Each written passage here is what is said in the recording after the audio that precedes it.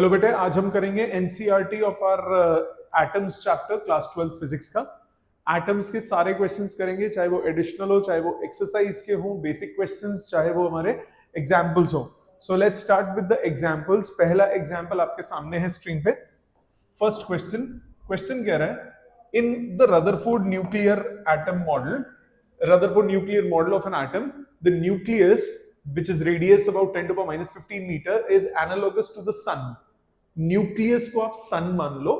जैसे ये आपका न्यूक्लियस है, न्यूक्लियस के चारों तरफ इलेक्ट्रॉन रिवॉल्व करता है, उसी तरह आपके पास एक सन है हमारा, सन के चारों तरफ प्लैनेट रिवॉल्व कर रहा है। कह रहे ये आप एज्यूम कर लो एक जैसे, analogous to the sun with the electron moves in the orbit of radius 10 to the power minus 10 meter। तो इसका जो रेडियस है स्मॉल r वो है 10 to the power minus 10 meters, और the nucleus in the nuclear model, the nucleus is analogous to the sun, which the electron move in orbit of radius 10 to the power minus 10 meter, like the earth orbit around the sun. If the dimensions of the solar system had the same proportions as that of an atom, nucleus का radius of nucleus वो में दिया है 10 to the power minus 15 meters। ठीक है, ये हमें दो डाटा गिवन है। आगे क्या बोला? If the dimensions of solar system had the same proportion as that of atom, तो एटम का प्रोपोर्शन क्या है? रेडियस यानी डिस्टेंस डिवाइडेड बाय न्यूक्लियस का size. So for an atom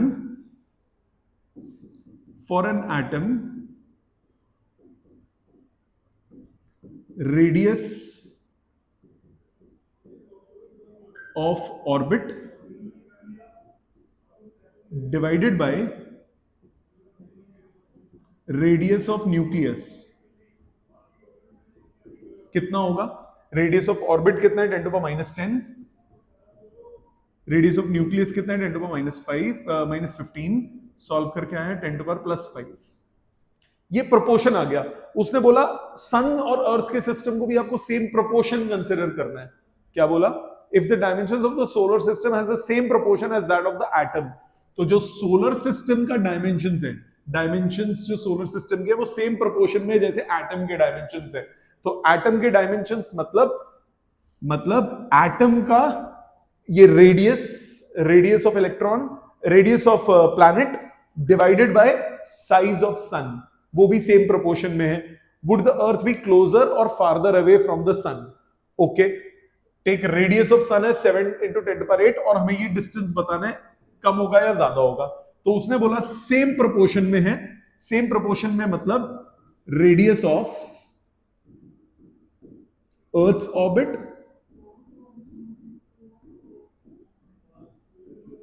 divided by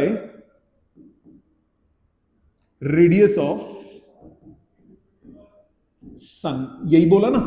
सो जिस प्रोपोर्शन में ऑर्बिट और न्यूक्लियस के, ऑर्बिट का रेडियस और न्यूक्लियस के साइज का प्रोपोर्शन जो है, वही प्रोपोर्शन अर्थ के ऑर्बिट और सन के साइज का प्रोपोर्शन है, क्योंकि उसने बोला दोनों इक्वल प्रोपोर्शन में है। सो रेडियस ऑफ सन कितना दिया हुआ है? रेडियस ऑफ सन दिया है 7 into 10 to the power 8। तो आपके पास रेडियस ऑफ अर्थ्स ऑर्बिट आ गया। रेडियस ऑफ अर्थ्स ऑर्बिट ये आ गया 7 into 10 to the power 8 into 10 to the power 5, मतलब 7 into 10 to the power 13। Actual radius कितना है? 1.5 into 10 to the power 11। So this, therefore, new distance between sun and earth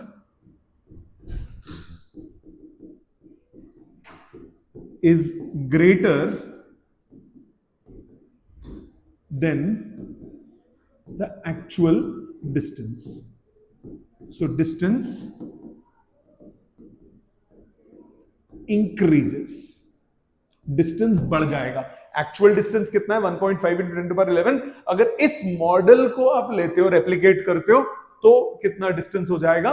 उसका around 10 to power 2 100 times, around 100 times, ठीक है, 100 गुना ज्यादा। ये कितना आ रहा है 10 टू पावर 13 और एक्चुअल कितना है 10 टू पावर 11, तो अराउंड कितना हो गया 100 टाइम्स। क्लियर? आ जाते हैं नेक्स्ट क्वेश्चन पे, क्वेश्चन नंबर 2 पे। क्वेश्चन 2 क्या कह रहा है? In the Jeter-Marsden experiment, what is the distance of closest approach to the nucleus of a 7.7 mega electron volt alpha particle before it comes momentarily to rest and reverses its direction? Momentarily rest पे reverse करे direction, मतलब distance of closest approach निकालना है। ये होता है nucleus, ये है अल्फा पार्टिकल, ये पास आ रहा है, एक पॉइंट पे आके वो बाउंस बैक करता है। ये डिस्टेंस होता है distance of closest approach. Approach क्या लेते हो, कंसेप्ट क्या लेते हो कि जब दूर होता है तो जो काइनेटिक एनर्जी होगी, जब पास आएगा तो वो किस में कन्वर्ट हो जाएगी, पोटेंशियल एनर्जी में। So kinetic energy gets converted to potential energy.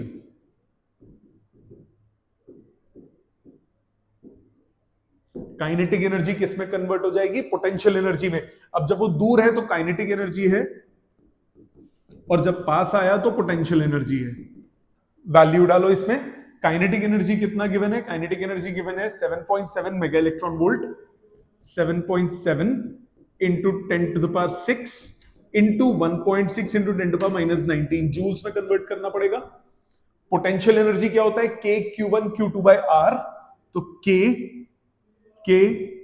Q1 क्या हो गया ZE, Q2 क्या हो गया 2E डिवाइडेड बाय R0।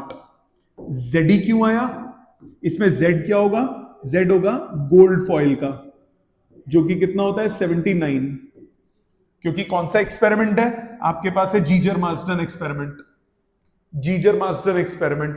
और 2E क्यों आया, क्योंकि 2E किसका चार्ज बोला है, अल्फा पार्टिकल का। 2E क्यों आया, क्योंकि अल्फा पार्टिकल का चार्ज है। ZE क्यों आया, क्योंकि न्यूक्लियस का चार्ज है। इसमें Z क्या है, Z है आपका एटॉमिक नंबर, किसका, किसका एटॉमिक नंबर, गोल्ड का।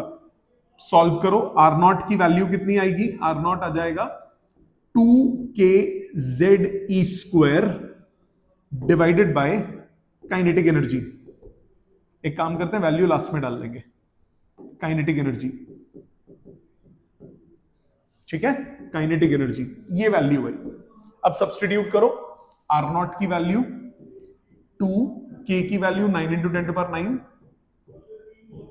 Z की वैल्यू 79, E की वैल्यू 1.6 इंटू 10 टू पावर -19, उसका square divided by 7.7 mega electron volt, 7.7 into 10 to the power 6, mega खत्म किया, इलेक्ट्रॉन वोल्ट को चेंज किया। कैंसलेशंस करो, ये टर्म स्क्वायर के साथ खत्म, बाकी सिंप्लीफाई, ये पूरा कट के 10 टू पावर 3 ऊपर आया। कैलकुलेट करते हैं, आपके पास है 2 into 9 into 79 into 1.6 divided by 7.7 आता है 295.48, 295.48 इंटू 10 टू द पावर, 10 की पावर कितनी आ रही है, ऊपर है 10 टू पावर -19 और +3 -16 मीटर। तो साइंटिफिक नोटेशन में आंसर हुआ 2.9548 into 10 to the power -14 metre. और अगर स्टैंडर्ड यूनिट्स में लिखना है तो 29.548 फर्मी, ठीक है, 10 टू पावर -15 होता है ना फर्मी या फेम्टोमीटर, तो इतना आंसर हो गया। क्लियर? ये था क्वेश्चन नंबर 2। आ जाते हैं third. It is found experimentally that 13.6 electron volt energy is required to separate hydrogen atom into a proton and an electron.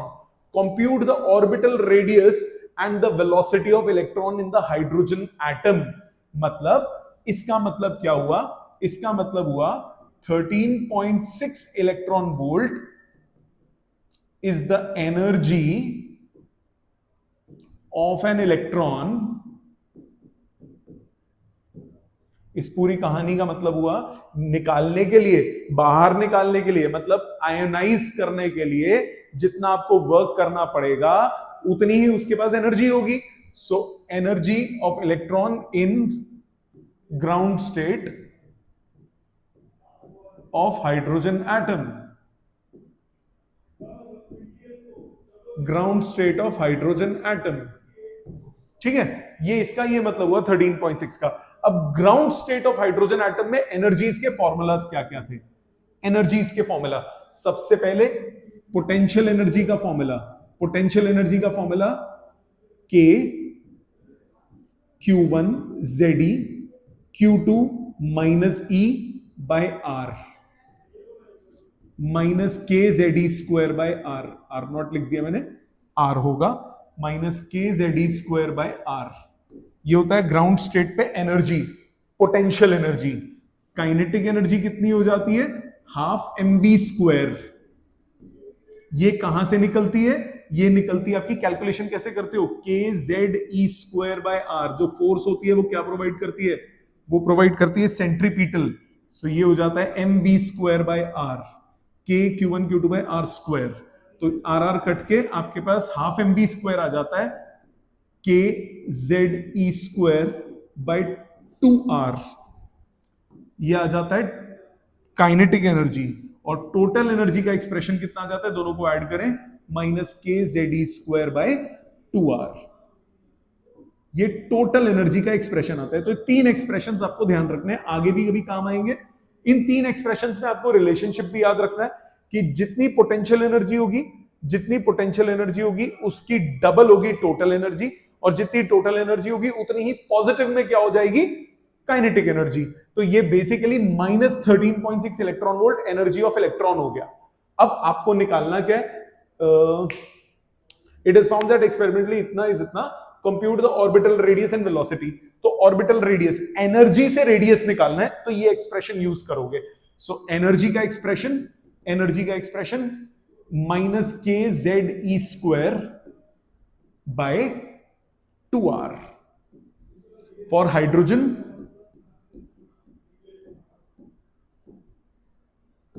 E की वैल्यू दी है minus 13.6.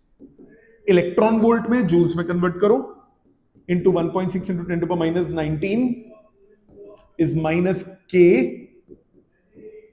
Z is 1, E square is 1.6 into 10 to power minus 19 का whole square divided by 2r. Cancellations करो, ये value इससे पूरी cut गई. आपके पास R का एक्सप्रेशन कितना है? ये 2 से इसको काट देते हैं 0.8. आपके पास R का एक्सप्रेशन आया 9 into 0.8 7.2 into 10 to the power minus 10 divided by 13.6. Minus तो कट जाएगा, ठीक है जी. 7.2 डिवाइडेड बाय 13.6 कैलकुलेट करो. 7.2 डिवाइडेड बाय 13.6 ये आता है 0.529. सो 0.529 एंगस्ट्रॉम. ये तो वैसे ही आपको पता थी ना वैल्यू, बट यहां पे जिस फॉर्मेट में उसने निकालने को बोला आपको उस फॉर्मेट में वो कैलकुलेट करनी पड़ेगी. ठीक है, जो डाटा बोला उस हिसाब से आपको कैलकुलेशन करनी है. आ जाते हैं इसके सेकंड पार्ट पे, वेलोसिटी निकालना है. अब वेलोसिटी निकालने के लिए आपको क्या चाहिए होगा? Kinetic energy. तो काइनेटिक एनर्जी कितना होता है? जितना टोटल एनर्जी है उतना ही काइनेटिक एनर्जी है. टोटल एनर्जी है, काइनेटिक एनर्जी हो गया plus 13.6 electron volt. Kinetic energy को किसके बराबर कर दोगे? हाफ एम वी स्क्वायर के. So half M V square is 13.6 into 1.6 into 10 to power minus 19. तो v स्क्वायर आपके पास आ गया 2 into 13.6 into 1.6 into 10 to the power minus 19 divided by mass, that is 9.1 into 10 to power minus 31. Calculate करते हैं. 2 into 13.6 into 1.6 divided bye 9.1 ये आता है 4.7824. 4.78 इंटू 10 टू द पावर ऊपर चला गया, ये v स्क्वायर आ रहा है 10 to the power 12। इसका स्क्वायर रूट करें तो मेरे पास आता है 2.18 approximate 2.2 into 10 to power 6 metres पर सेकेंड वेलोसिटी की वैल्यू। क्लियर? लॉजिकली समझ में आ गया कैसे करना है। हमने वेलोसिटी दूसरे मेथड से भी निकाला था डेरिवेशंस में, बट इस क्वेश्चन में पर्टिकुलरली आपको बोला है कि आपको किस फॉर्मेट में निकालना है, आपको एनर्जी के कॉन्सेप्ट से निकालना है। Got it? ये हो गया क्वेश्चन नंबर 3। आ जाते हैं फोर्थ पे। According to classical electromagnetic theory, calculate the initial frequency of the light emitted by the electron revolving around the proton in hydrogen atom. ये प्रोटॉन है, इलेक्ट्रॉन रिवॉल्व कर रहा है उसके चारों तरफ। सो क्लासिकल इलेक्ट्रोमैग्नेटिक थ्योरी क्या कहती है कि जो उसका फ्रीक्वेंसी ऑफ रेवोल्यूशन होगा, सेम फ्रीक्वेंसी वो इलेक्ट्रोमैग्नेटिक वेव प्रोड्यूस करेगा। तो सबसे पहले निकालो frequency of revolution of electron. कितना हो गया फ्रीक्वेंसी? टाइम कितना होता है? टाइम होता है डिस्टेंस अपॉन स्पीड। पूरा गोल घूमेगा, डिस्टेंस कितना हो गया? 2 पाई आर बाई स्पीड कितनी हो गई? v। अभी क्या लगेगा? उसका उल्टा कर दोगे, v by 2 pi r, velocity by 2 pi r. अब ये कैसे बिहेव करेगा? Emitted by electron revolving around the proton in hydrogen atom. तो इसका मतलब ये मैं फर्स्ट ऑर्बिट की बात कर रहा हूं, तो फर्स्ट ऑर्बिट के लिए v की value 2.2 into 10 to power 6 divided by 2 pi, pi is 22 by 7, radius 0.529 angstrom. ठीक है, कैलकुलेट करो। 22 से पूरा पूरा काट के 0.1, नीचे 10 ले आओ। अब ऊपर सॉल्व, नीचे सॉल्व कर लो। नीचे कितना आया? 7 by 2 into 0.529, 2 into 0.529, 1.058, 7 divided by 1.058, ये आता है 6.16, 6.616, so 6.62। ये तीन चीज सॉल्व हो गई। इंटू 10 to the power, नीचे कितना है? ऊपर है 6, नीचे कितना है? -9, -9 ऊपर जाके हुआ +9, 9 6 15, इतना हर्ट्ज। ये इसकी फ्रीक्वेंसी हो गई। सो अब आप क्या बोलोगे? According to classical electromagnetic theory,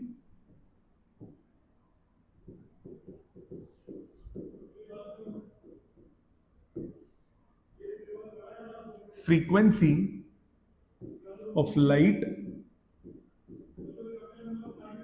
emitted by an electron is same as 6.62 into 10 to the power 15 hertz। Logic clear? Calculation mistake हो तो देख लेना, मेरे ख्याल से नहीं है। कंसेप्ट समझ में आ गया? आ जाते हैं नेक्स्ट क्वेश्चन पे, क्वेश्चन नंबर 5। फिफ्थ क्वेश्चन क्या कह रहा है? अ 10 kg सैटेलाइट सर्कल्स अर्थ वंस एवरी 2 hours। ये हमारी धरती माता, सैटेलाइट गोल घूम रही है। मास ऑफ सैटेलाइट हमें दिया है 10 kg,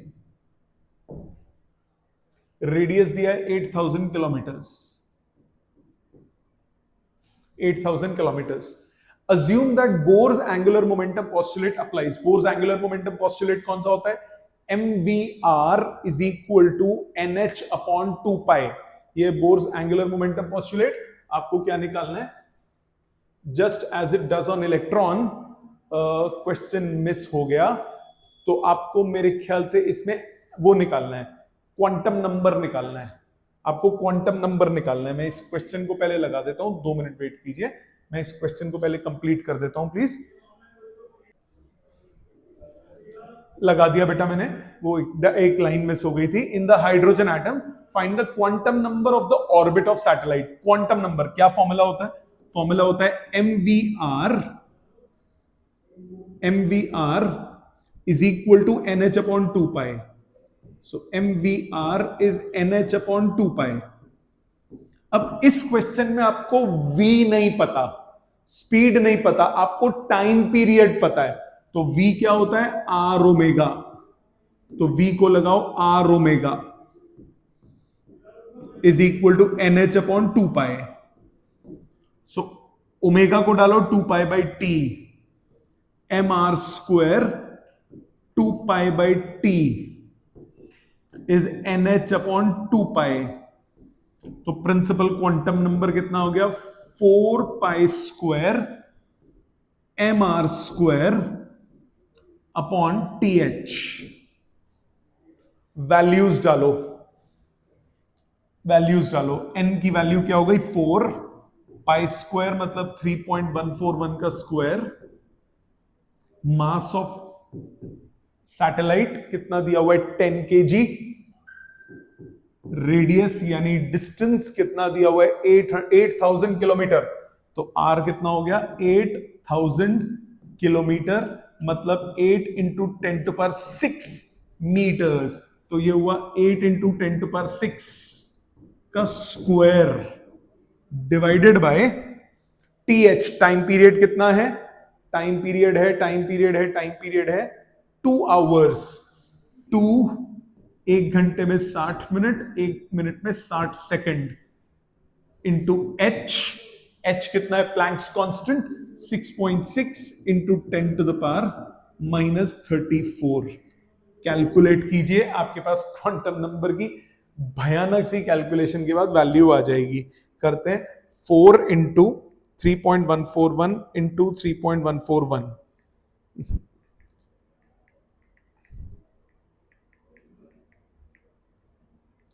न्यूमरेटर तो आ गया 4 इंटू दिस इंटू 64। ये आता है 2565.12 इंटू 10⁻12 और 1 13, 12 + 1 13 डिवाइडेड बाय नीचे कितना है? नीचे है 2 इंटू 36 इंटू 6.6। ये आता है 475.2 इंटू 10⁻⁻34 और 2 -32 डिवाइड करो 2565.12 डिवाइडेड बाय 475.2। यह आता है 5.39, अराउंड 5.4 इंटू 10⁻45। यह आ गया आपका quantum number, principal quantum number उस सैटेलाइट के लिए। समझ में आ गई बात सबको? तो ये था आपका इसका कंसेप्ट। नेक्स्ट है क्वेश्चन नंबर 6। क्वेश्चन नंबर 6 क्या कह रहा है? क्वेश्चन 6 कह रहा है using Rydberg formula calculate the wavelength of first 4 spectral lines of Lyman series. Lyman series की फर्स्ट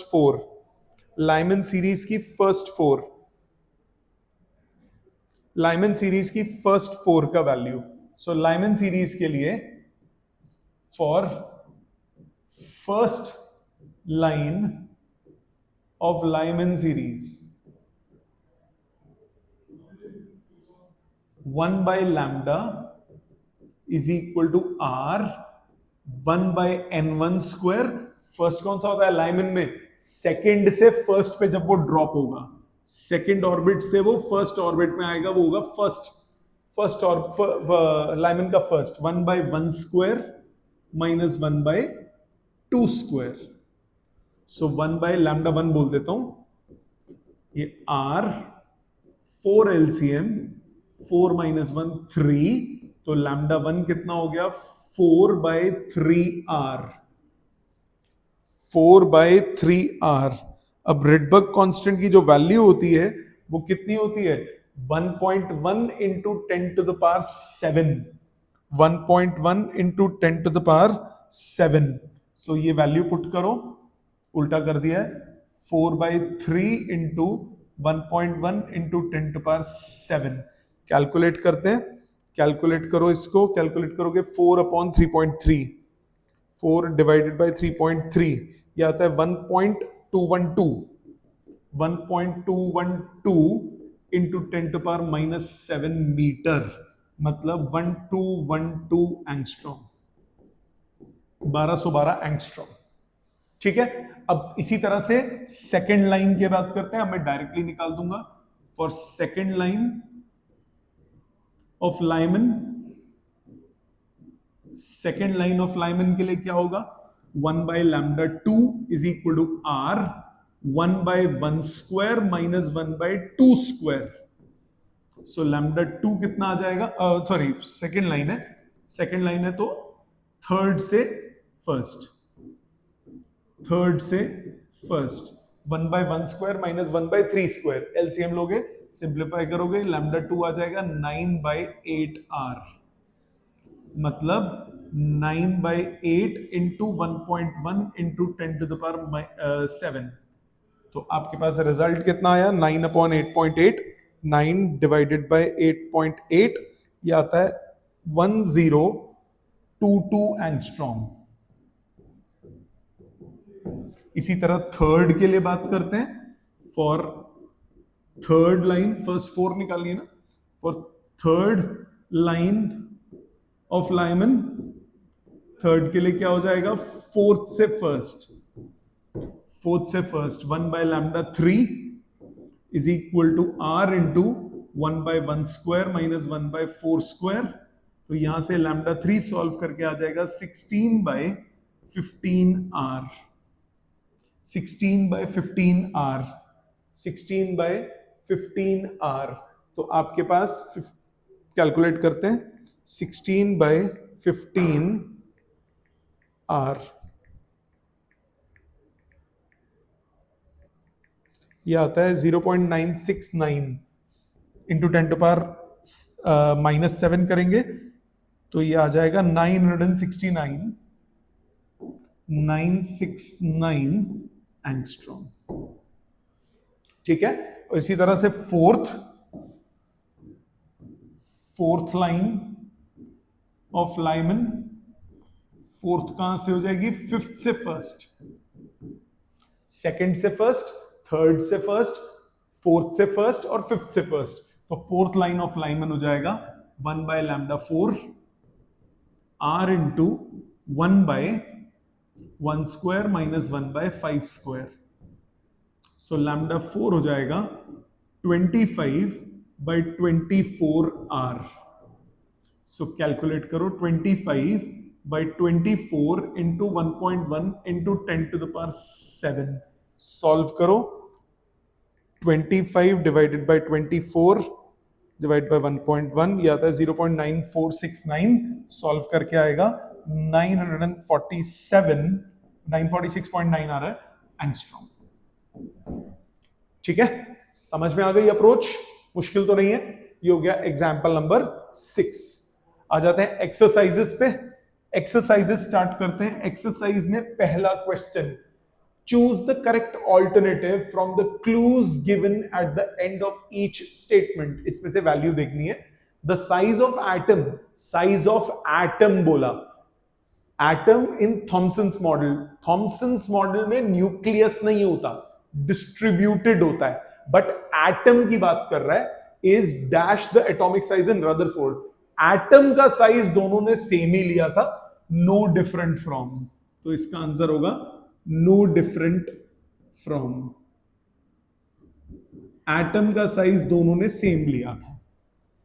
अगले पे आते हैं, in the ground state of dash electrons are in stable equilibrium while in dash electrons always experience a net force. अब जब हम बात करते हैं रदरफोर्ड की, तो उसमें इलेक्ट्रॉन्स गोल घूमते हैं, they are constantly pulled towards the nucleus. तो रदरफोर्ड में कांस्टेंट फोर्स लगती है, जबकि थॉमसन्स में वो सीड की तरह एम्बेडेड होते हैं, तो उन पे कोई फोर्स नहीं होती। सो थॉमसन वाले में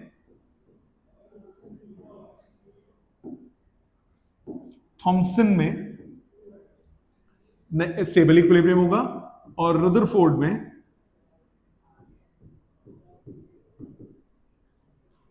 क्या होगा, कांस्टेंट फोर्स लगती रहेगी। C part a classical atom based on dash is doomed to collapse. कौन सा केस पढ़ा? doomed to collapse. आपको याद होगा उसका रदरफोर्ड का आपने वो पढ़ा था ड्रॉबैक क्या था कि वो कंटिन्यूअसली क्लासिकल मैकेनिक्स की वजह से वो आता जाता है, रेडियस कम होता जाता है और वो कोलैप्स कर जाएगा. तो आंसर इसका क्या होगा? Rutherford. D, an atom has a nearly continuous mass distribution in a dash but a highly non-uniform mass distribution in dash. तो थॉमसन मॉडल में क्या होता है? यूनिफॉर्मली डिस्ट्रीब्यूटेड होता है चारों तरफ मास, जबकि रदरफोर्ड में क्या होता है? Almost entire mass is situated at the centre, बाकी खाली जगह होती है. तो यूनिफॉर्म डिस्ट्रीब्यूशन किसमें होगी? थॉमसन में. और नॉन यूनिफॉर्म किसमें होगी? रदरफोर्ड में. ठीक है. अगला, the positively charged part of an atom possessed most of the mass in positively charged part of an atom possessed most of the part. दोनों में ऑलमोस्ट एंटायर मास. न्यूक्लियस तो उसमें भी हल्का ही था ना, तो आपको ये नहीं बोला कॉन्सेंट्रेटेड एट वन पॉइंट, वो बोला मास किस में होगा? मास तो दोनों ही केसेस में पॉजिटिव के पास सारा होता है, तो इसका आंसर होगा बोथ. ठीक है जी. तो ये हो गया आपका क्वेश्चन नंबर 1 एनसीईआरटी के बैक एक्सरसाइज का. आ जाते हैं क्वेश्चन नंबर 2 पे. बोला, suppose you are given a chance to repeat the alpha scattering experiment using a thin sheet of solid hydrogen in place of gold foil. What results do you expect? आपके पास alpha particle experiment करना है, thin sheet of hydrogen है, solid hydrogen in place of gold foil. अब hydrogen का जो nucleus होता है वो एक प्रोटॉन होता है, वो एक प्रोटॉन है सिर्फ, जबकि अल्फा पार्टिकल के पास खुद के पास 2 प्रोटॉन 2 न्यूट्रॉन्स होते हैं. तो लार्ज एंगल पे डिफ्लेक्शन पॉसिबल ही नहीं हो पाएगी, क्योंकि जो टारगेट है that has a very small mass as compared to the particle which is approaching. तो इसमें हम क्या बोलेंगे? We can expect that the alpha particles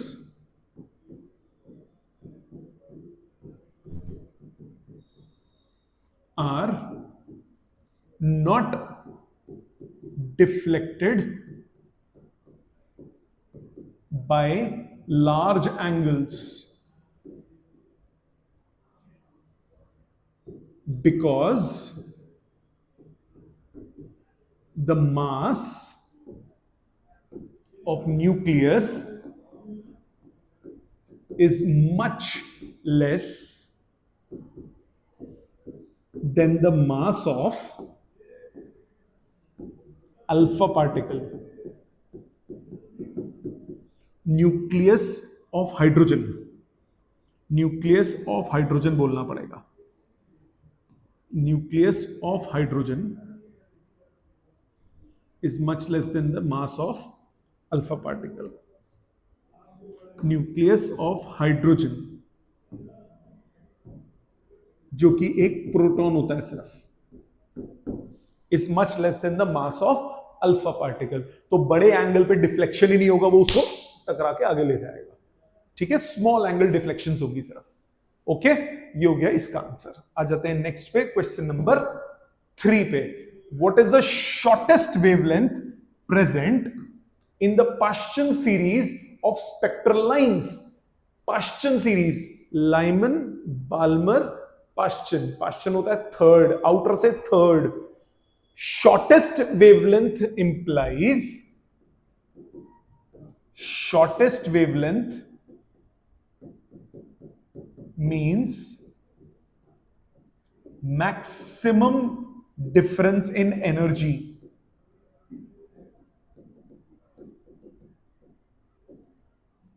यही मतलब हुआ. शॉर्टेस्ट वेवलेंथ का मतलब क्या हुआ? एनर्जी का डिफरेंस सबसे ज्यादा होना चाहिए.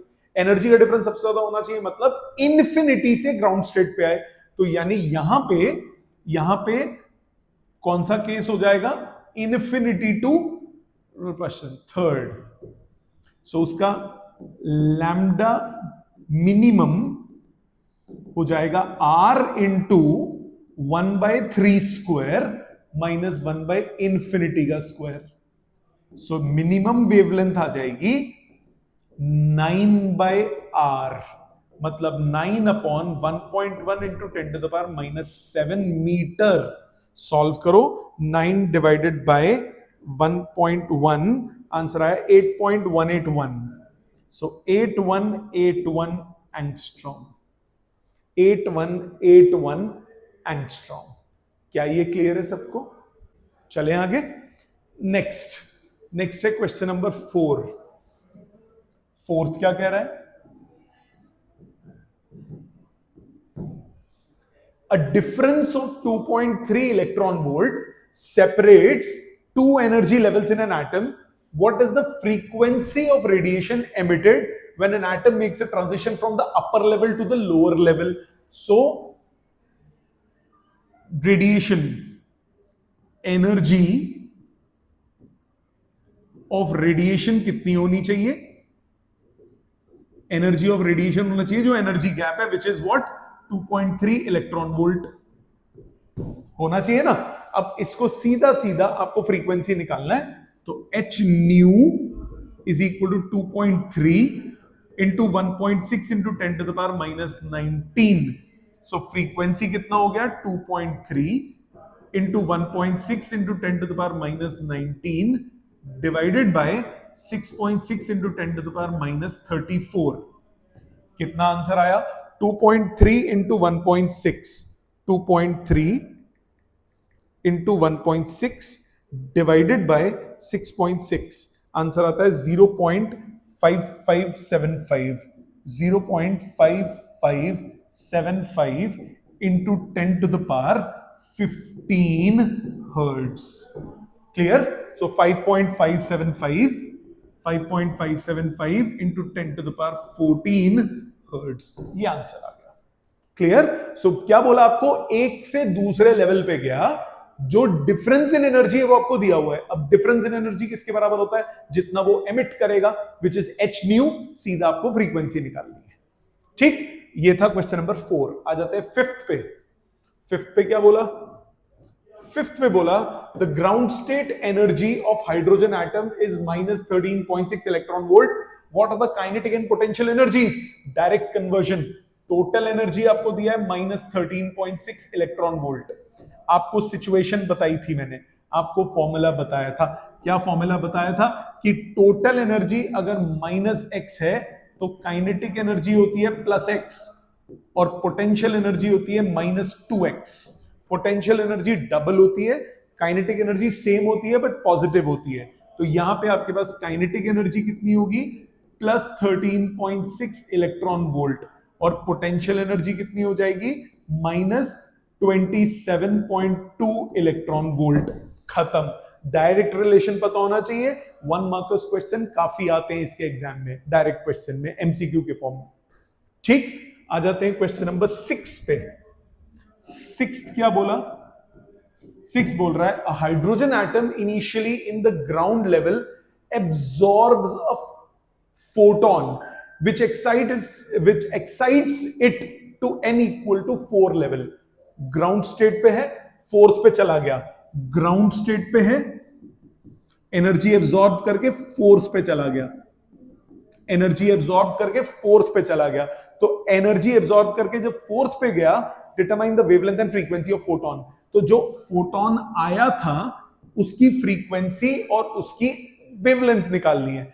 तो जो वो फोटोन आएगा, वो जो एनर्जी प्रोवाइड करेगा, वो एनर्जी उसे n = 1 से n = 4 तक लेके जाएगी। तो जब फर्स्ट एनर्जी लेवल है, ग्राउंड स्टेट है, वो हुआ -13.6 इलेक्ट्रॉन वोल्ट। जो फोर्थ एनर्जी लेवल है उस पे हुआ -13.6/16, मतलब -0.85 electron volt. Therefore amount of energy provided by photon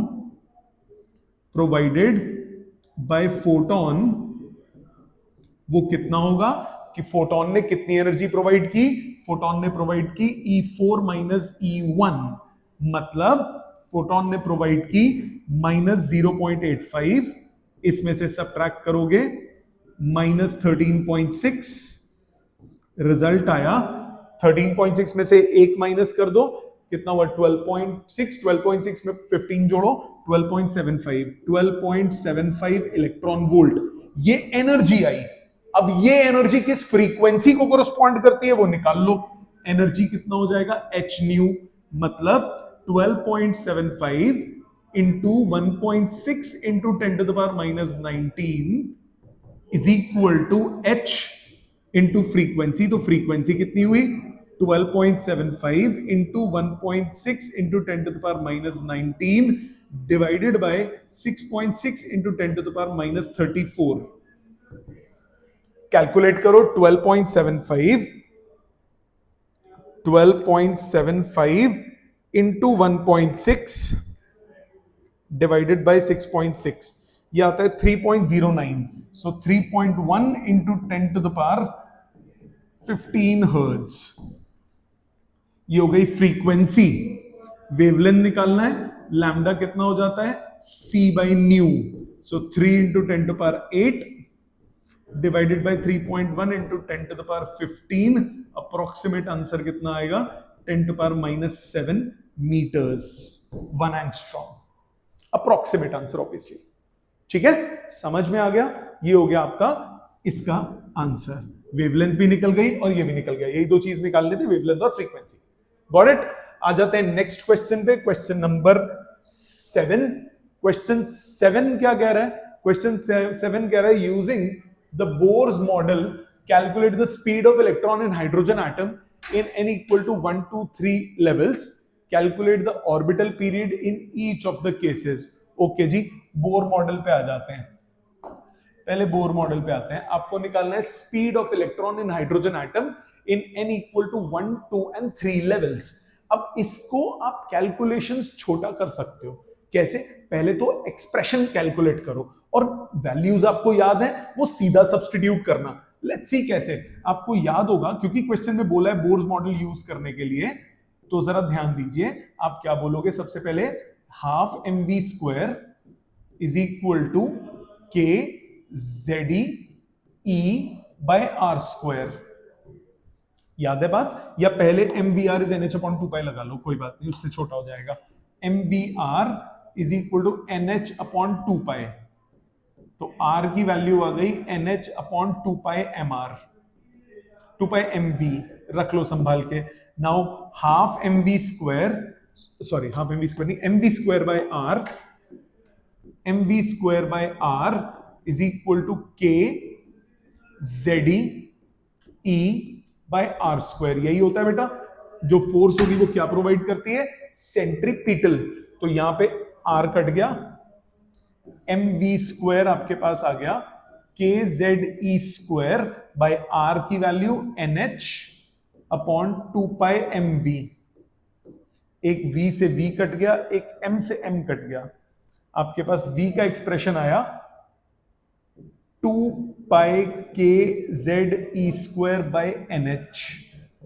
for hydrogen atom, for hydrogen atom, hydrogen atom के लिए वेलोसिटी हो गई 2 pi K E square by nh। For first orbit आपको अलग अलग निकालना है, n हो जाएगा 1, तो v हो जाएगा 2 pi K E square bye h। Values डालते हो, ये आता है 2.2 इंटू 10⁶ मीटर्स पर सेकेंड। अभी निकाला था ना थोड़ी देर पहले एक क्वेश्चन में, 2.2 इंटू 10⁶ मीटर्स पर सेकेंड एग्जाम्पल में निकाला था। पर ये याद भी होनी चाहिए वैल्यू की फर्स्ट ऑर्बिट में कितनी होती है वेलोसिटी, इतनी, और जो वेवलेंथ है वो जो अपना रेडियस होता है फर्स्ट ऑर्बिट का वो 0.529 एंगस्ट्रॉम होता है। ये कैलकुलेशन छोटी हो जाती है अगर आपको ये थोड़ी थोड़ी वैल्यूज याद हो तो। सो इस पर्टिकुलर क्वेश्चन में आपके पास ये वैल्यू थी, आपने इसको सब्स्टिट्यूट कर दिया। अब फॉर सेकेंड ऑर्बिट अब आपको कैलकुलेशन नहीं करनी पड़ेगी ज्यादा। सेकेंड ऑर्बिट v कितना हो जाएगा, v1 बोल देता हूं, v2 बोल देते हैं, 2 pi K E square bye 2h, तो पहले का हाफ हो गया 1.1 इंटू 10⁶, इसका हाफ हो गया। फॉर थर्ड ऑर्बिट किसके लिए निकालना है, थर्ड के लिए। फॉर थर्ड ऑर्बिट n को 3 डाल दो, सो v3 कितना हो जाएगा, v1/3 हो जाएगा. सो 2.2 by 3 into 10 to power 6. So 0.7 into 10 to power 6 meters per second. Calculate हो गया, खत्म. ठीक है, पूरा वैल्यू क्यों डालें जब हमें स्टैंडर्ड वैल्यूज याद है. तो आगे क्या बोला, calculate the orbital period in each case. Time period निकालना है. टाइम पीरियड का फॉर्मूला, टाइम पीरियड का फॉर्मूला, टाइम पीरियड होता है 2 pi r by वेलोसिटी. दोनों का एक्सप्रेशन वैसे आपको याद होना चाहिए.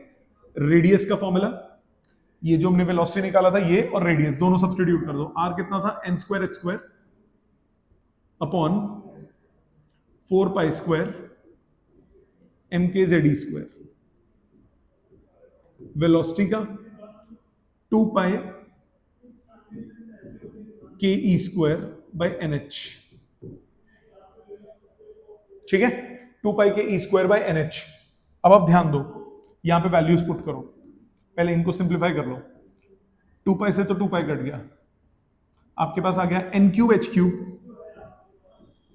Cube upon 4 pi square mk square z e to power 4.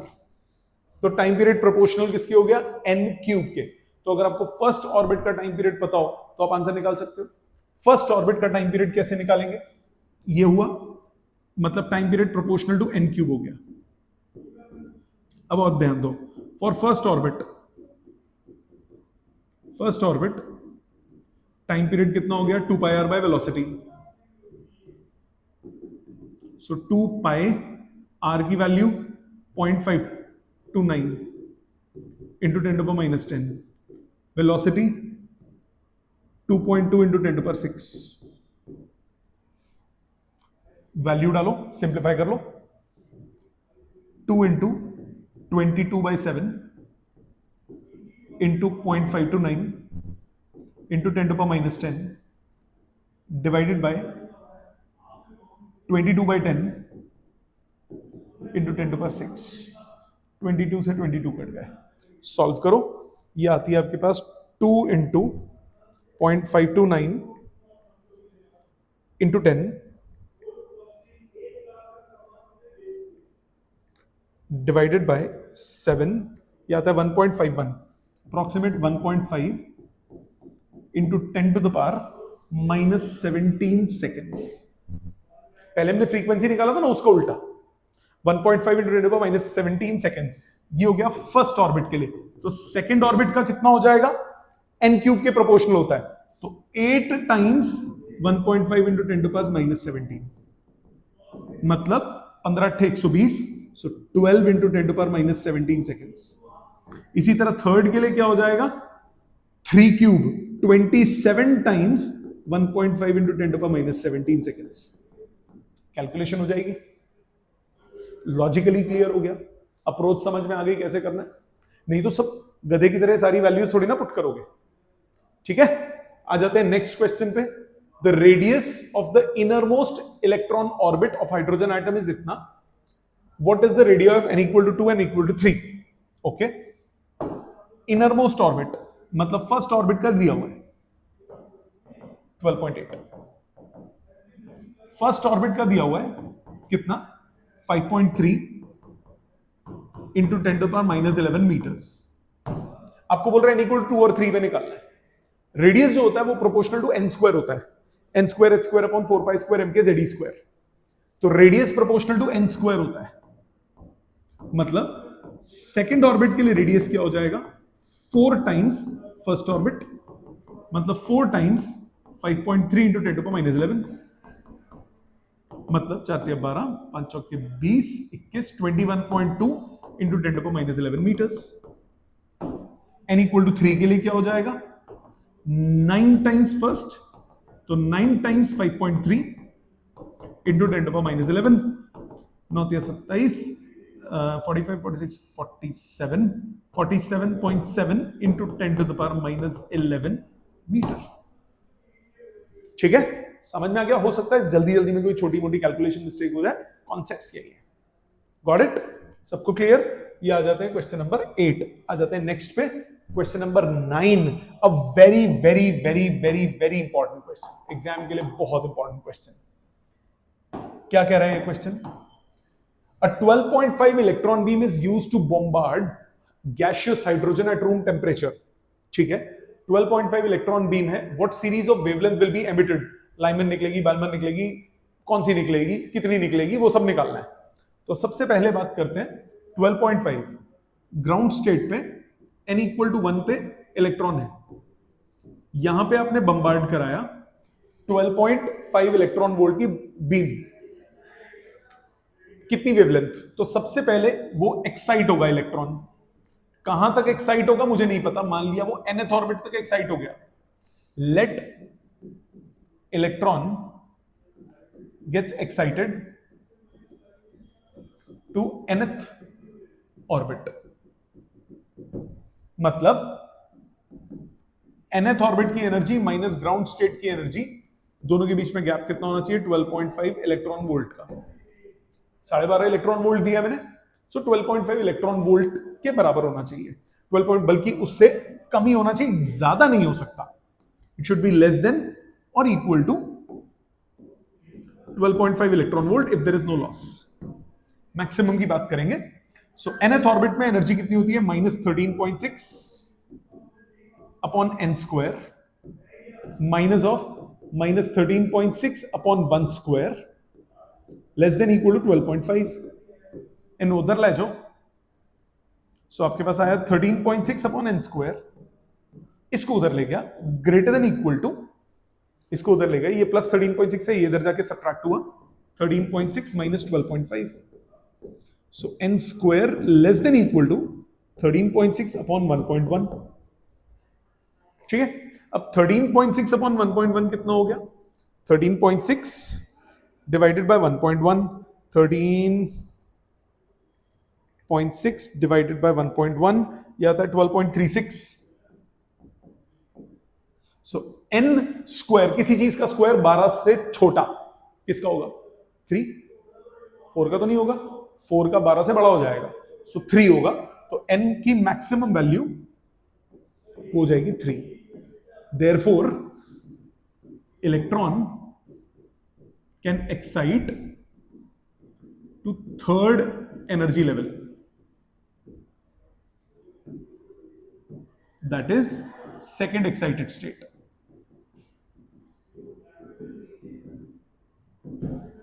Third energy level तक इलेक्ट्रॉन जा सकता है, यानी सेकंड एक्साइटेड स्टेट. तो ये ग्राउंड स्टेट है, ये फर्स्ट एक्साइटेड स्टेट, ये सेकंड एक्साइटेड स्टेट. यहां तक जा सकता है, अप टू थर्ड जा सकता है. ओके, अब इसमें नंबर ऑफ स्पेक्ट्रल लाइंस कौन सी होंगी? नंबर ऑफ स्पेक्ट्रल लाइंस, क्या फॉर्मूला होता है? n into n minus 1/2. सो 3 इंटू 3 माइनस 1/2, आंसर आ गया 3. 3 स्पेक्ट्रल लाइंस एमिट होंगी. कौन कौन सी? थर्ड से सेकंड, सेकंड से फर्स्ट, या थर्ड से फर्स्ट. थर्ड से सेकंड, थर्ड से फर्स्ट, या सेकंड से फर्स्ट. 3 स्पेक्ट्रल लाइंस होंगी. अब यानी 2 लाइमन और 1 Balmer. So therefore 2 spectral lines of Lyman series are emitted and 1 spectral line of Balmer is emitted.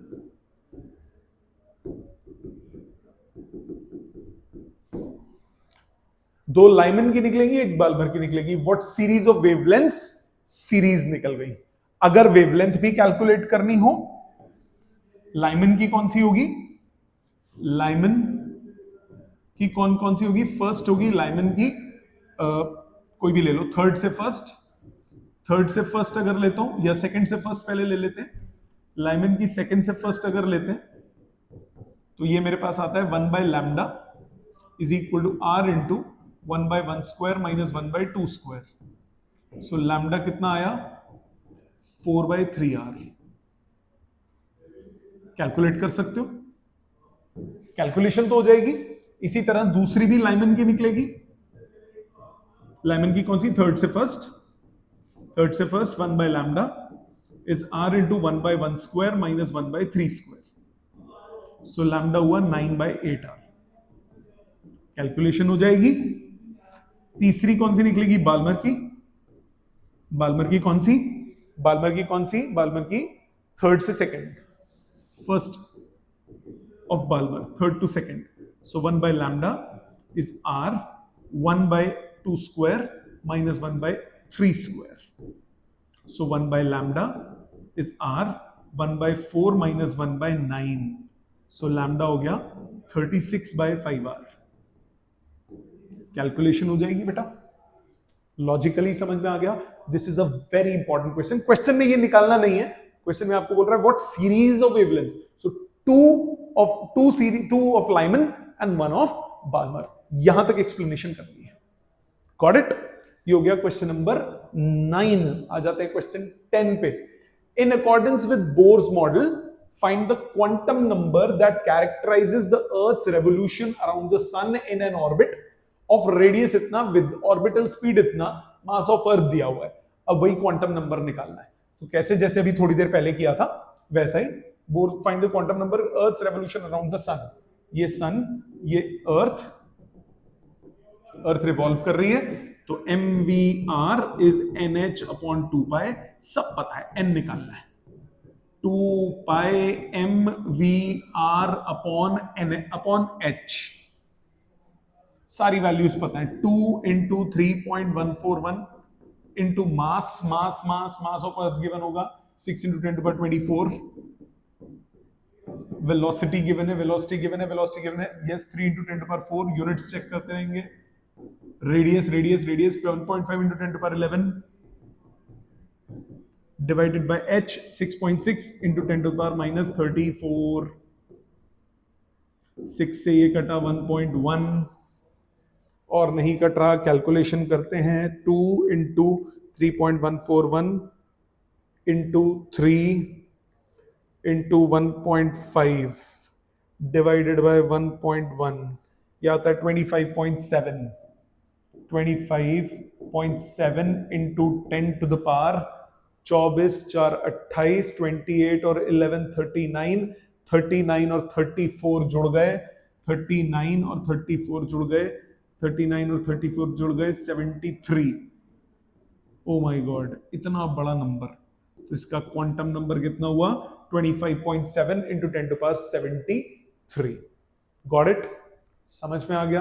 ये होगा आपका एक्सरसाइज खत्म। अब हम आ जाते हैं एडिशनल एक्सरसाइज पे। एडिशनल एक्सरसाइज पे ध्यान दीजिए। Let's start with the first questions. कुछ थियोरेटिकल हैं, 1-2 थियोरेटिकल हैं, बाकी मैथमेटिकल हैं, वो करेंगे। First, answer the following question with the help which help you understand the difference between Thomson's model and Rutherford model better. Is the average angle of deflection of alpha particle by a thin gold foil predicted by Thomson's model much less, about the same, or much greater than predicted by the Rutherford model? अब उसने particularly atoms की बात नहीं की, उसने average की बात की। बट अगर मैं ओवरऑल बोलूंगा तो लार्ज एंगल डिफ्लेक्शन पॉसिबल होती है किसमें? रदरफोर्ड में, थॉमसन में नहीं होती, बट एवरेज सेम रहेगा। तो इसका ए पार्ट में आप बोलोगे large angle deflections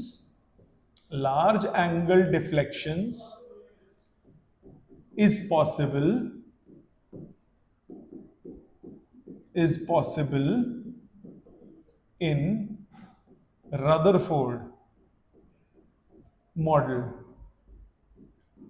but average angle of deflection is same in both. अब ऐसा क्यों? आप खुद सोचो। रदरफोर्ड में वेरी फ्यू लार्ज एंगल पे डिफ्लेक्ट होते हैं, मोस्ट ऑफ तो सीधा ही निकल जाते हैं, तो एवरेज तो कम ही हो गया ना। क्यों? बिकॉज इन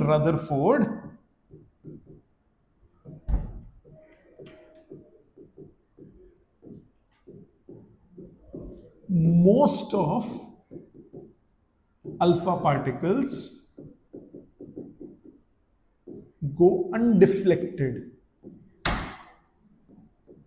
ज्यादातर तो सीधे सीधे ही निकल जाते हैं, तो एवरेज उनका दोनों का क्या रहता है, सेम रहता है.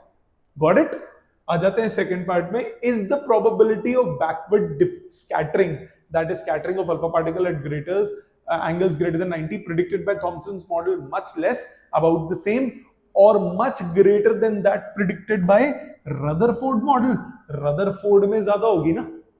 रदरफोर्ड ने क्या बोला, backward scattering, large angle scattering किसमें ज्यादा होती है, रदरफोर्ड में होती है. सो किसके कंपैरिजन में बोल रहा है, predicted by Thomson. So as predicted by Thomson, predicted by Thomson,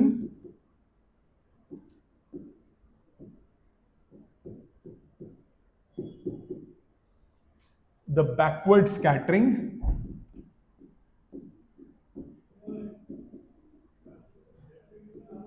is less probable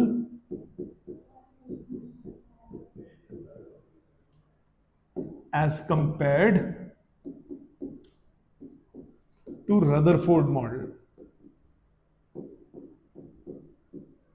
समझ में आ गई बेटा बात. रदरफोर्ड में ज्यादा एंगल पे डिफ्लेक्शन हो सकती है. अगला, keeping other factors fixed, it is found the experimentally that the small thickness T, for small thickness t, the number of alpha particles scattered at moderate angles is proportional to t. What clue does this linear dependence on t provide? अब आप खुद सोचो. Keeping other factors constant, it is found experimentally that for small thickness t, जितना ज्यादा thickness होगा उतने ज्यादा क्या होंगे, एटम्स होंगे. जितने ज्यादा एटम्स होंगे उतनी प्रोबेबिलिटी होगी कि वो डिफ्लेक्ट हो. तो क्या बोला, the number of alpha particles scattered at moderate angles is proportional to t. तो इसमें क्या बोलोगे, इसमें बोलोगे greater the thickness,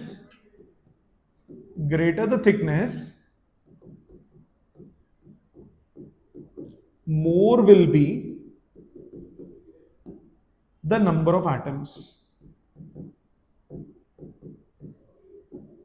Therefore,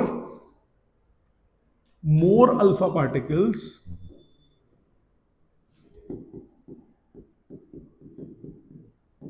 get deflected. ठीक है बेटा, तो प्रोपोर्शनैलिटी आ गई. अगला, in which model is it completely wrong to ignore multiple scattering for calculation of average angle? Multiple scattering किसमें आप इग्नोर नहीं कर सकते, रदरफोर्ड में कर सकते हो, क्योंकि उसमें एक सेंट्रल टाइनी कोर होती है, उसमें एक ही जगह एक ही चीज रिस्पॉन्सिबल है. जबकि अल्फा पार्टिकल की स्कैटरिंग अगर हम करें थॉमसन को कंसिडर करके, तो उसमें मल्टीपल कंसिडर करना पड़ेगा, क्योंकि उसमें पूरे में डिस्ट्रीब्यूटेड मास होता है. So we cannot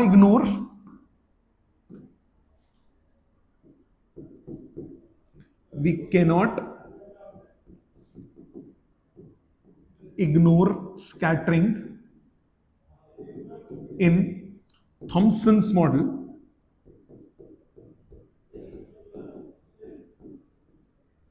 because in this model entire positive charge is distributed.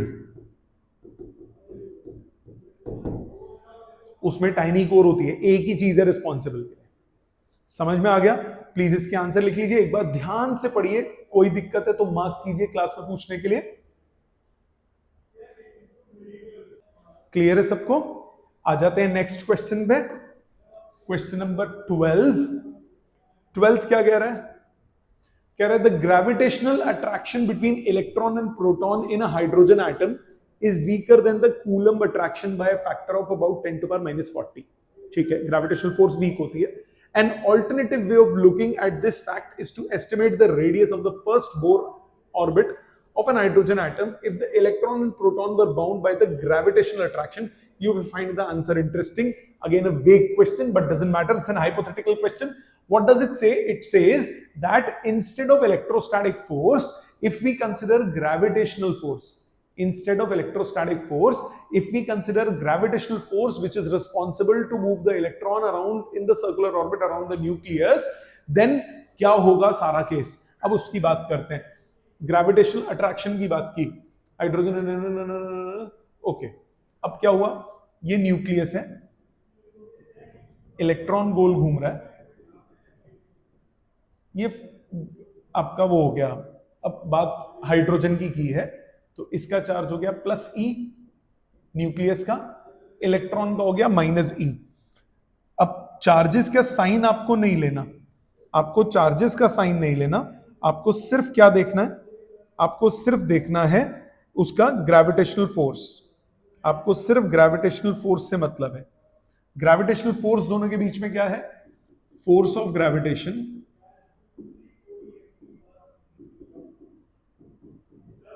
provides the centripetal force. Centripetal force, ठीक है कि नहीं। अभी हम किसकी बात कर रहे थे, इलेक्ट्रोस्टैटिक फोर्स प्रोवाइड करती है। अब हम किसकी बात कर रहे हैं, ग्रेविटेशनल फोर्स प्रोवाइड करती है। जब ग्रेविटेशनल फोर्स प्रोवाइड करेगी, जब ग्रेविटेशनल फोर्स प्रोवाइड करेगी तो क्या होगा, G mass of electron, mass of proton divided by are square, ये हो जाएगा M V square by R के इक्वल। मानते हो यहां तक, सिंप्लीफिकेशन करो, एम ई से एम ई कट गया, एक आर से आर कैंसिल हो गया, आपके पास एक्सप्रेशन आया v square r is equal to g M p. रख लो संभाल के, ठीक है। अब दूसरी चीज, दो पोस्टुलेट थे, एक तो ये पोस्टुलेट था, दूसरा था mvr is equal to nh upon 2 pi. So mvr upon is mvr mass of proton, mass of electron, क्योंकि अब इलेक्ट्रॉन रिवॉल्व कर रहा है, mvr is nh upon 2 pi, ठीक है कि नहीं। mvr is nh upon 2 pi, यहां से vr निकाल लो, nh upon 2 pi m e into r. इसको स्क्वायर करो ताकि v कैंसिल हो जाए, v square are square is equal to N square H square upon 4 pi square M E square are square. Number 2, divide करो, dividing first by second, second by first करो, dividing second by first, V square cancel हो गया, R square upon R कितना हो गया, R is equal to N square H square upon 4 pi square, N square H square upon 4 pi square M M E का square are square, M E square are square. ये मैंने are गलती से लिख दिया, यहां पे आर को मैं हटा चुका था, एक सेकंड, ये आर मिस हो गया, गलती से आ गया यहां पे, तो ये आर स्क्वायर रिमूव हो जाएगा, टू एम ई स्क्वायर। सेम यहां पे भी आर नहीं होगा, ऑलरेडी क्रॉस मल्टीप्लाई कर लिया था मैंने, रिपीटेड लिख दिया गलती से यहां पे, तो वी आर की वैल्यू आ गई ना। So M E square divided by this expression G M P, mass of proton.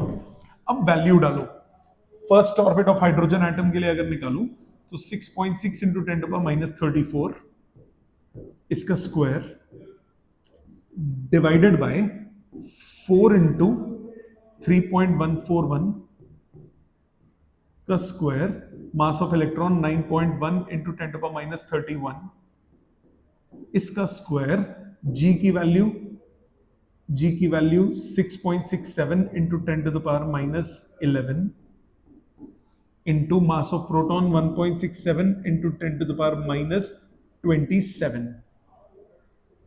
Calculate करो, गंदा सा।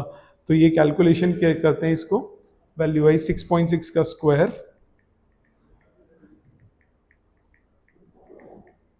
ये आता है 43.56 into 10 to the power minus 68 divided by, अब आती है असली calculation, pi square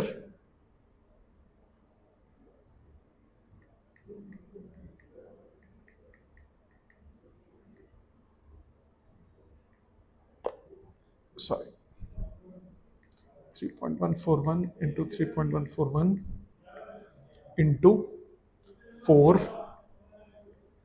into 9.1 into 9.1 फिर से उसका स्क्वायर था into 6.67 into 1.67 ये आता है 36,401 36,400 so 3.64 into 10 to the power 4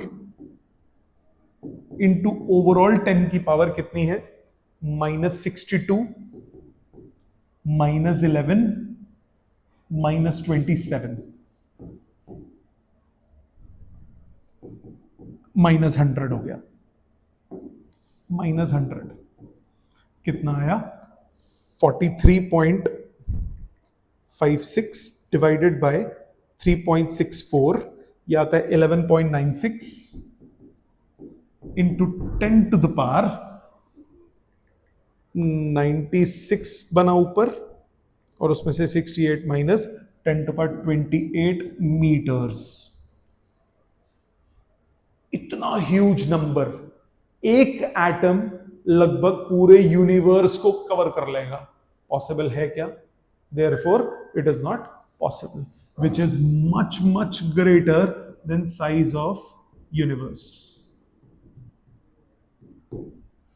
ठीक है समझ में आ गया 10 to the power 28 10 to power 25 kilometres huge number ठीक है समझ में आया ये था क्वेश्चन नंबर 12 आ जाते हैं 13th पे 13th कह रहा है obtain the expression for frequency of radiation emitted when a hydrogen atom deexcites from the level n to n-1 n से n-1 फ्रीक्वेंसी निकालना है सो फॉर्मूला क्या होता है 1 by lambda is equal to r 1 by n1 square minus 1 by n2 square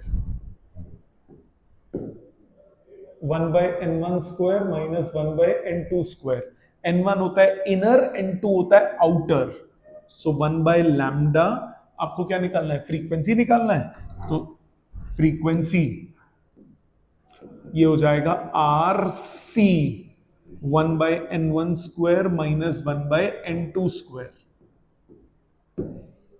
expression निकालना है are की terms में काम हो जाएगा फ्रीक्वेंसी कहां से कहां तक जाना है n से n-1 लोअर लेवल को n1 लेते हैं n1 और अपर लेवल को n लेते हैं सिंप्लीफाई आर सी ये हो गया n इंटू n-1 का होल स्क्वायर ये आ गया n स्क्वायर माइनस n-1 का स्क्वायर क्लियर यहां तक अब सिंप्लीफाई करो फ्रीक्वेंसी आपके पास आ गई आर सी यह आएगा 2n-1 upon n square into n-1 का होल स्क्वायर ठीक है अब r की वैल्यू भी पुट कर दो अगर करनी है तो क्योंकि आपको क्लासिकल उसके साथ फ्रीक्वेंसी के साथ कंपैरिजन करना है तो क्लासिकल फ्रीक्वेंसी मतलब एक्चुअल फ्रीक्वेंसी जब इलेक्ट्रॉन रिवॉल्व करता है तो उसके लिए आपको बाकी स्टैंडर्ड टर्म्स में चाहिए होगा तो स्टार्टिंग से ही क्वेश्चन को वो दूसरे फॉर्म में 2 pi square m k square z square e to power 4 upon n square h square उससे यूज करके स्टार्ट करो question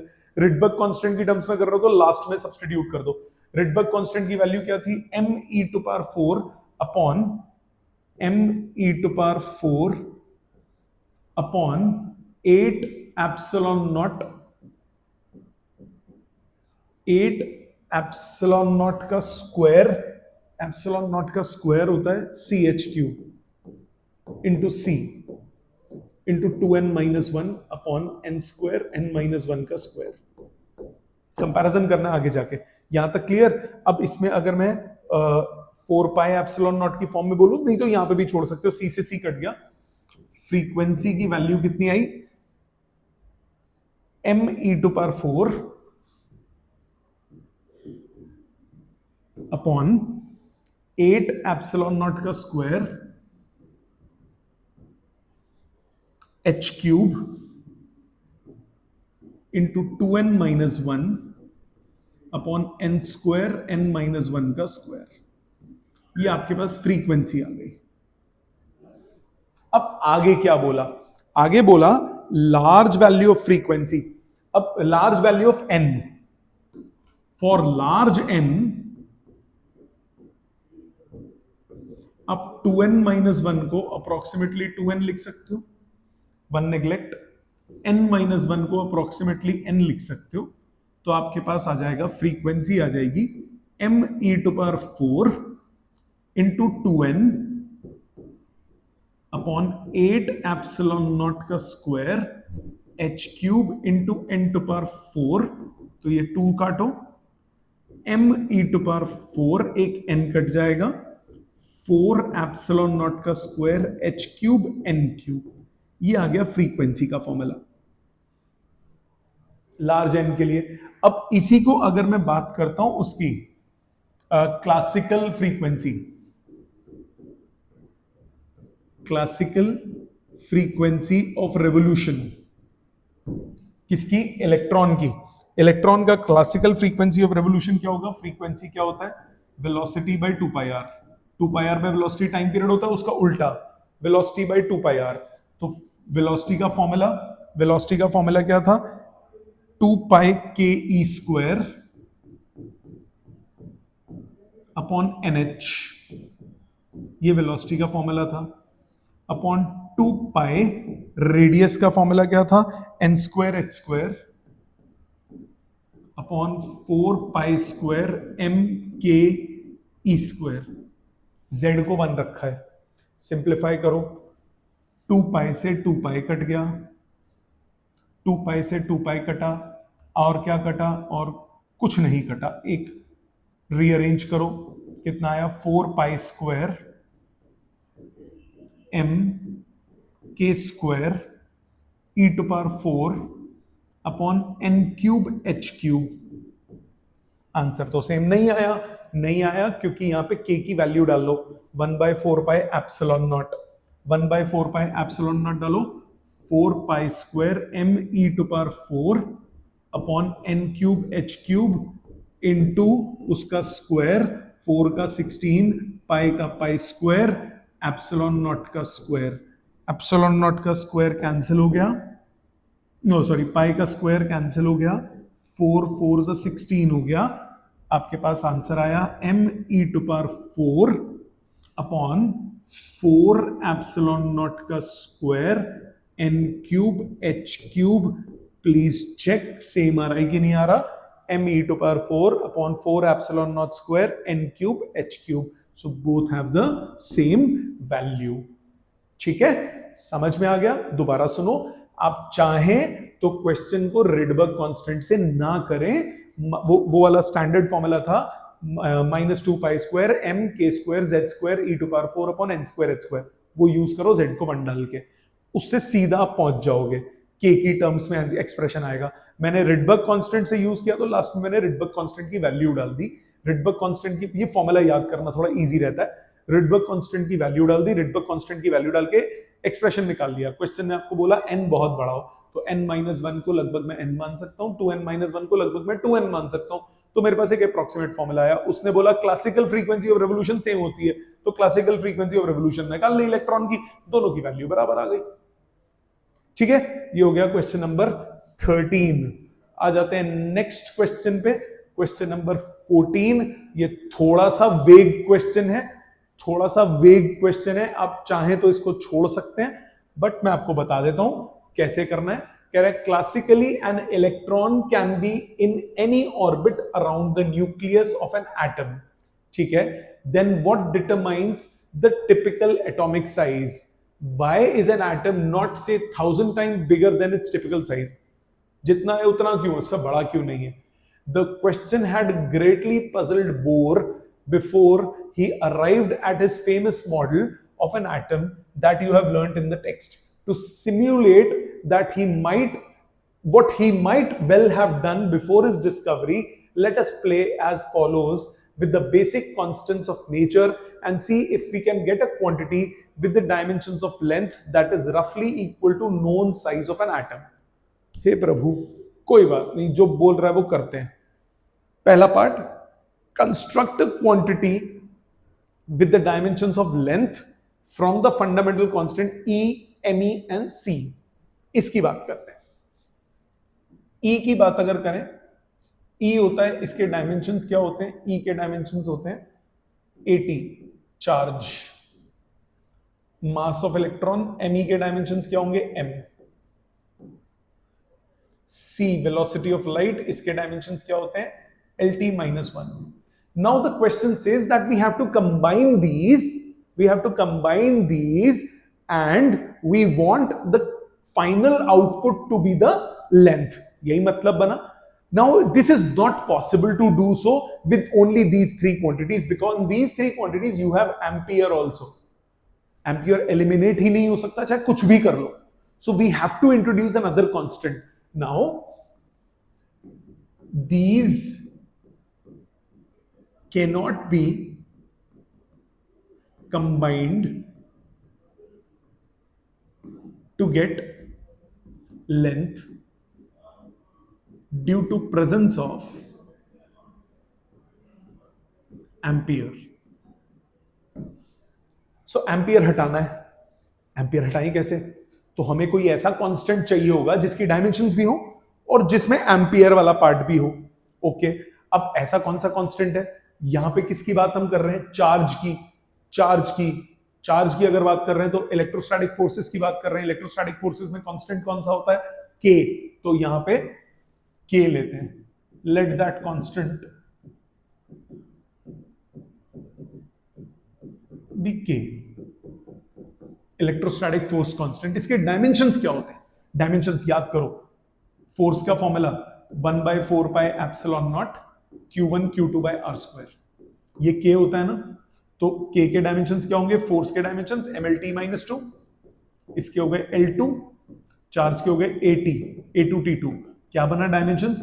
M1 L3 T - 4 A - 2. तो इसके M1 L3 T - 4 A - 2 ये इसके डायमेंशंस हो गए. अब आपको इनको यूज करके लेंथ की डायमेंशंस निकालना है.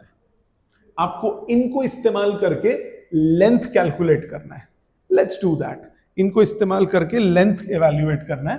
तो length is equal to E to power A, mass of electron की पावर B, C की पावर C और K की पावर D. ये मान लिया. तो डायमेंशनली लेंथ E की पावर, E मतलब 80 की पावर A, ME मतलब M की पावर B, C मतलब LT - 1 की पावर C, K मतलब M1 L3 T - 4 A - 2 की पावर D. 4 है. इक्वेट करो. M की पावर कितनी हुई? B राइट साइड पे प्लस D, वो हो गया 0. लेंथ की पावर हो गई C प्लस 3D, ये हो गया 1. टाइम की पावर हो गई A minus C plus -4D, ये हो गया 0. और एम्पियर की पावर हो गई A - 2D इक्वल टू 0. ठीक है, तो यहां से सिंपली पहले D निकाल लो. D हो गया A/2, हर जगह पुट कर दो. तो B plus A/2 equal to 0. ये बन गया C plus 3A/2 equal to 1. ये बन गया A minus C equal to 2A. तो यहां से आपके पास A और C का दो एक्सप्रेशंस आ गए. इसको थोड़ा दूसरे तरीके से, इधर कितना हुआ? D को A/2 डाल दूं तो ये 2A बचता है. 2A बचेगा तो A minus 2A, A minus 2A minus A, तो minus C minus A equal to 0. तो यहां से C आ गया -A. C - A इसमें सब्सटीट्यूट करो. So minus A plus 3a/2 equal to 1. So a/2 equal to 1, तो a आ गया 2 के इक्वल. a 2 के इक्वल, तो c किसके इक्वल? -2 के. तो d किसके इक्वल? 1 के. और b किसके इक्वल? b है -a/2, -a/2 तो -1. ठीक है, वेरीफाई कीजिए प्लीज अपने हाथ से. इसको कर लिया चेक. अब इसको सॉल्व करते हैं.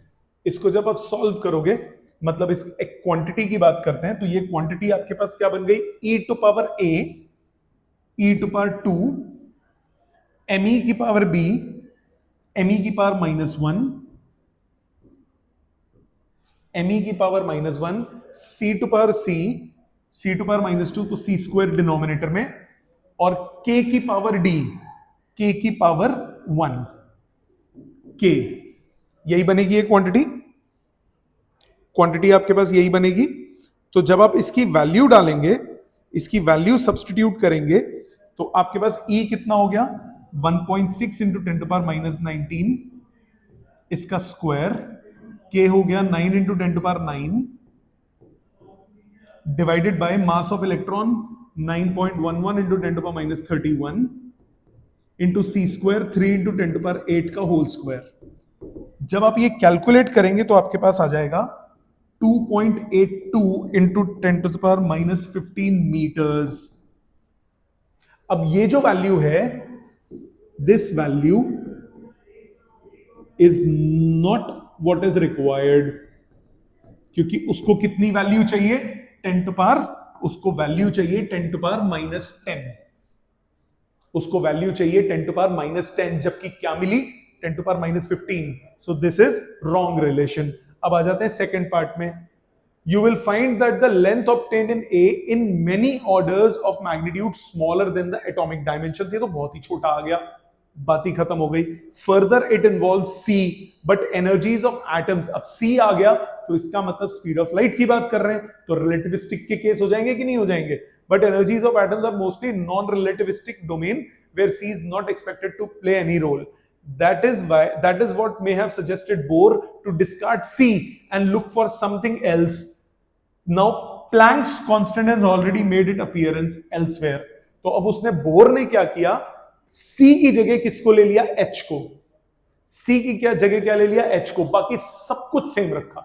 C की जगह क्या ले लिया? H को, और बाकी सब कुछ सेम रखा. अब वैल्यू निकालते हैं. प्लीज टर्न ओवर, अगले पेज पे करना पड़ेगा. B पार्ट जगह है इसके लिए. तो इसके लिए अब उस भाई ने क्या किया? उस भाई ने 3 टर्म्स ली. कौन कौन सी ली? एक टर्म हमारी ली H, एक Me और एक E. H, Me और E. H, Me और E, और साथ में कांस्टेंट तो था ही था. सो क्वांटिटीज कौन कौन सी ली उसने? बी पार्ट में एक लिया H, Planck's constant. Planck's constant के जो डायमेंशंस होते हैं, प्लैंक्स कांस्टेंट क्या होता है? E is equal to H nu. Nu क्या होता है? 1 अपॉन टाइम. तो energy into time, dimensions energy के ml2, एनर्जी के डायमेंशंस ml2t-2 इंटू टाइम. तो ये बन गया m1l2t-1 प्लैंक्स कांस्टेंट. दूसरा टर्म कौन है? Me, mass of electron. Mass of electron कौन सा है? m. तीसरा टर्म कौन सा है? तीसरा टर्म है E, which is charge of electron, which is AT. Again A आने से K को लेना पड़ेगा. K के डायमेंशंस क्या निकाले थे? K के डायमेंशंस थे आपके m1l3t-4a-2, m1l3t-4a-2. अब इससे एक्सप्रेशंस निकालते हैं. उसने बोला length is equal to H की power A, mass of electron की power B, charge of electron की पावर C, K की पावर D.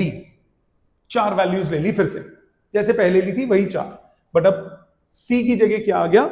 H आ गया. डायमेंशंस डालो. H की डायमेंशंस m1l2t-1 पावर A, मास की पावर B, चार्ज AT की power C, K की वैल्यू मतलब m1l3t-4a-2 की पावर D. इक्वेट करो, मास की पावर्स कितनी है, A plus B plus D, ये आ गया 0, लेंथ की power 2a plus 3d equal to 1, time की power minus a plus c minus 4d equal to 0, और ampere current c minus 2d equal to 0। तो यहां से c निकाल लिया या d निकाल लिया, c/2,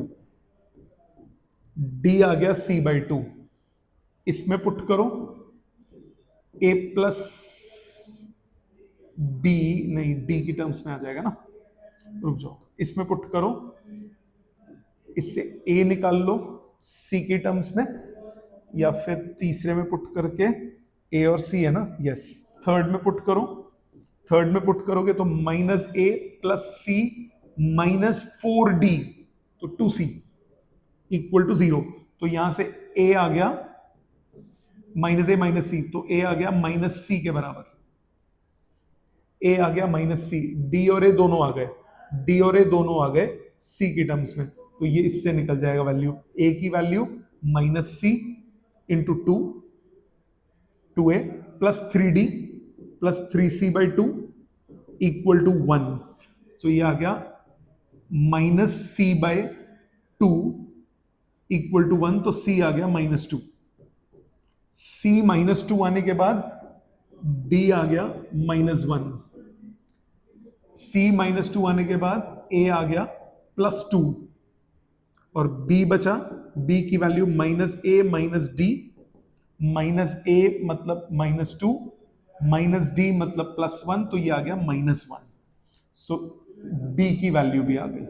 तो आपके पास जो कंबाइंड एक्सप्रेशन बना वो बना h की पावर a, तो h का स्क्वायर, h की power a, mass of electron की power b, mass of electron की पावर -1 मतलब अपॉन मास ऑफ इलेक्ट्रॉन, तीसरा e की पावर c, e की पावर -2, तो डिनोमिनेटर में e स्क्वायर, और चौथा कौन है, k, k की पावर d, k की पावर -1 मतलब डिनोमिनेटर में क्या आ गया, k।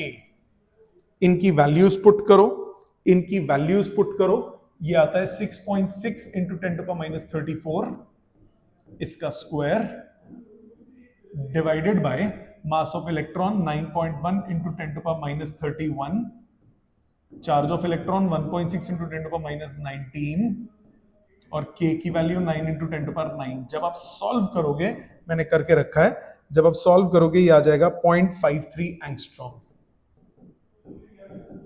तो आ गया of the order of angstrom. समझ में आई बात? तो ये है ये क्वेश्चन। आ जाते हैं नेक्स्ट क्वेश्चन पे। The total energy of an electron in the first excited state of hydrogen atom is about -3.4। First excited state मतलब सेकेंड, फर्स्ट एक्साइटेड स्टेट मतलब second energy level. Kinetic energy कितना हो जाता है? Kinetic energy कितना हो जाएगा? +3.4 इलेक्ट्रॉन वोल्ट। जितनी टोटल एनर्जी होती है उसका पॉजिटिव क्या हो जाता है? Kinetic energy. What is the potential energy in this state? Potential energy कितना हो जाता है? पोटेंशियल एनर्जी हो जाता है इसका डबल, -6.8 इलेक्ट्रॉन वोल्ट। ये हो गई पोटेंशियल एनर्जी। तीसरा, which of the answers above would change if the choice of zero potential is change.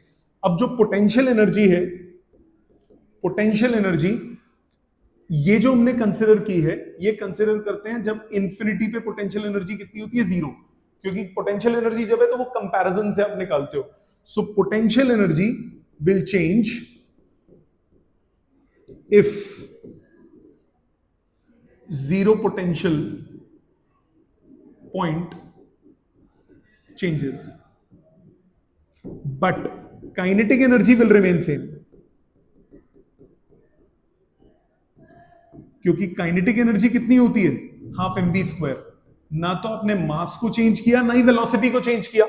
ना मास चेंज हुआ, ना वेलोसिटी चेंज हुआ, तो काइनेटिक एनर्जी में कोई चेंज नहीं आएगा। चेंज सिर्फ किसमें आएगा? पोटेंशियल एनर्जी में। आ जाते हैं नेक्स्ट क्वेश्चन पे।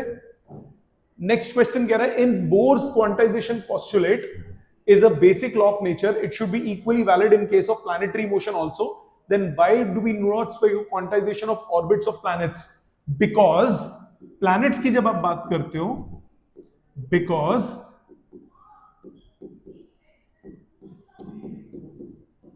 for planets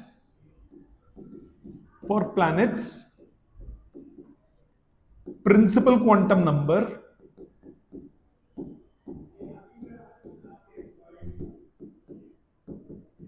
is extremely large.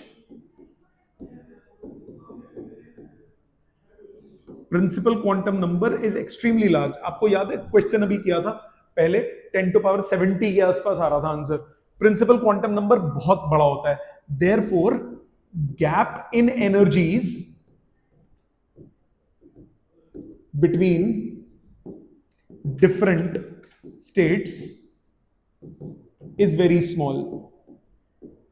Therefore, they seem to be continuous. क्योंकि एनर्जी जो है वो इन स्क्वायर के इनवर्सली प्रोपोर्शनल होती है. तो n बहुत बड़ा है तो दो कंसेक्यूटिव उसके बीच में n स्क्वायर n बहुत बड़ा है तो एनर्जी जो होगी वो गैप बहुत छोटा होगा. तो ऐसा नहीं होगा कि एक है तो उसके बाद गैप के बाद दूसरा आया फिर गैप के बाद तीसरा. नहीं, n कुछ भी हो, n बहुत बड़ा है तो दो के बीच में गैप ऑफ एनर्जी बहुत छोटा होगा. तो लगभग कंटिन्यूअसली ही चलते रहते हैं और हमें ऑब्जर्व नहीं होता. ठीक है, आ जाते हैं लास्ट क्वेश्चन पे. क्वेश्चन नंबर 17 क्या बोल रहा है? 17 बोल रहा है obtain the first Bohr's radius and the ground state energy of muonic hydrogen. एक म्यूओनिक हाइड्रोजन है, उसका ग्राउंड स्टेट एनर्जी और रेडियस का फॉर्मूला क्या होता है? रेडियस का फॉर्मूला होता है n square h square upon 4 pi square mkze². ठीक है, हाइड्रोजन एटम है तो Z1 हो जाएगा mke². अब इसमें क्या बोला? म्यूऑन जो है वो 207 टाइम्स मास ऑफ इलेक्ट्रॉन है. तो सिंपल हो गया रेडियस का. तो रेडियस ऑफ जब हम इलेक्ट्रॉन की बात करेंगे और रेडियस ऑफ जब हम म्यूऑन की बात करेंगे तो वो इनवर्सली प्रोपोर्शनल टू मास है. रेडियस जो है वो इनवर्सली प्रोपोर्शनल टू मास है. तो रेडियस इलेक्ट्रॉन के लिए डिवाइड बाय रेडियस म्यूऑन के लिए इक्वल होगा mass of muon divided by mass of electron. Mass of muon क्या बोला है? 207. तो 207 मास ऑफ इलेक्ट्रॉन कट गया तो रेडियस ऑफ म्यूऑन कितना हो गया? Radius of electron divided by 207. मानते हो कि नहीं? Radius of electron divided by 207. अब रेडियस ऑफ इलेक्ट्रॉन कितना होता है? 0.53 एंगस्ट्रॉम डिवाइडेड बाय 207. जब ये कैलकुलेट करोगे तो आंसर आएगा 2.56 इंटू 10 टू पावर -13 मीटर्स. ठीक है, अब आ जाते हैं एनर्जी पे. जब आप एनर्जी की बात करोगे, एनर्जी का फॉर्मूला क्या होता है? n square h square upon नहीं ये तो रेडियस का है. एनर्जी का formula -2 pi square mk² z² e⁴ upon n square h square. तो जो एनर्जी है वो प्रोपोर्शनल टू n है, प्रोपोर्शनल टू m है. मतलब एनर्जी ऑफ इलेक्ट्रॉन वाले system divide by energy of muon वाले सिस्टम में क्या होगा? मास of electron divided by mass of muon. कितना हो जाएगा? एनर्जी ऑफ म्यूऑन हो जाएगा 207 टाइम्स एनर्जी ऑफ इलेक्ट्रॉन वाला सिस्टम. मानते हो? एनर्जी ऑफ इलेक्ट्रॉन वाला सिस्टम में आंसर कितना था? -13.6 इलेक्ट्रॉन वोल्ट. सो 207 टाइम्स -13.6 इलेक्ट्रॉन वोल्ट. सॉल्व करके ये आ जाएगा -2.8 किलो इलेक्ट्रॉन वोल्ट. क्लियर? तो ये थे आपके एटम्स के सारे न्यूमेरिकल्स. आपको ध्यान से दोबारा करने, स्पेसिफिकली एडिशनल से पहले वाले सिंपल थे. रिपीट कीजिए, कोई डाउट आए क्लास में पूछिए. Thank you very much.